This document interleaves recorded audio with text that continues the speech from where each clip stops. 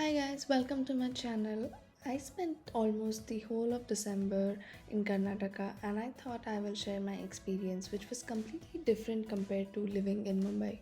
I was not on vacation and had to work from there, but I did have a few days off in between.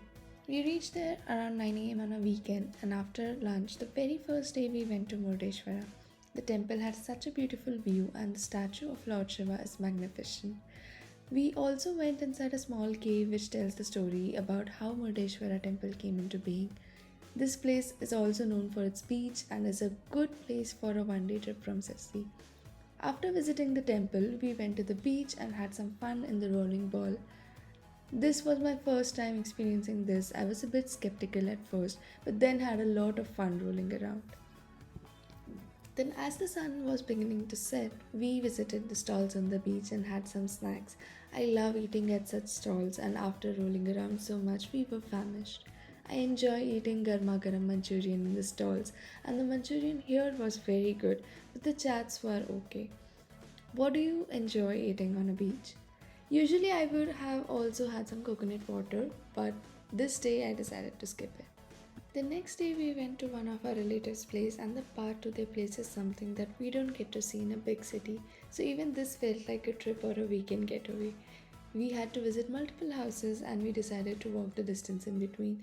It was about 1.5 to 2 kilometer and I enjoyed the view.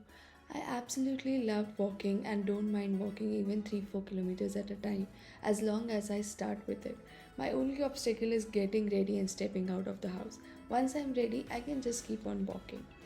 But yes, it's a very different and a fun experience to walk in such greenery among trees and in such a mild weather. In Karnataka, you get to see a lot of arecanut fields. It is much different than the rice wheat or any grain fields. So I thought I will capture this and take you guys along. And this behind me is the famous banana leaves used to serve delicious South Indian meals. And look how tall the trees are. My head is spinning just looking at this clip. We looked around, clicked some photos, and by the time the sun started to set, we went back. Then I played cards with my cousins. It's always such a fun chaos when so many of your cousins are in the same room. And then the weekend was over and we had to get back to work. But we did manage to enjoy smaller moments over the week. We bought some fresh chanas from the market so that we can dry and roast them in fire.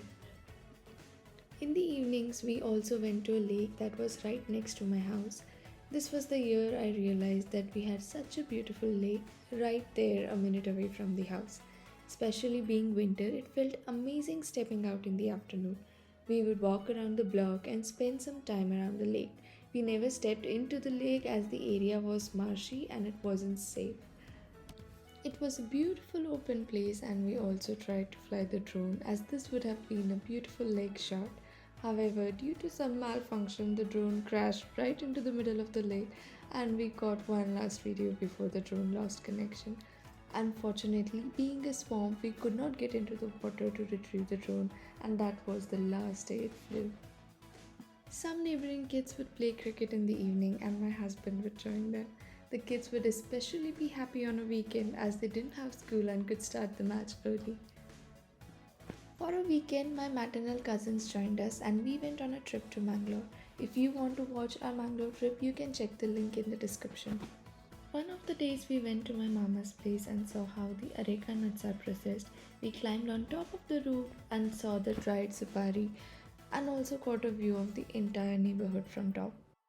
This stay was a series of visiting my relatives as I only visit Karnataka once a year. So we went to yet another relative's place. They had a huge house with plants and trees all around, and as it was the supari season, my mom showed us how a suparis peel before processing. Once we were back home, we decided to make some sabudana papad. It is very difficult to get the space and sun to make these things in Mumbai. But now that we had a huge roof as well as the sun, I took this opportunity to make some spicy papad for us to take back to Mumbai. I wanted to make lots of it, enough for me to last a year, and so we did it in two batches. My mom made the mixture and I helped in laying the papads. I love eating the half-dried papad, especially when it has all the spicy green chili masala in it. Do any of you enjoy eating half-dried papads? And while papad is one thing, how could I not make curd chilies? I absolutely love curd chilies and can eat it with any savory dish. We used to buy it from shop, but now that I had the space, we decided to make some on our own. I spent the last few days working and drying papads and packing, and finally it was time for me to get back home.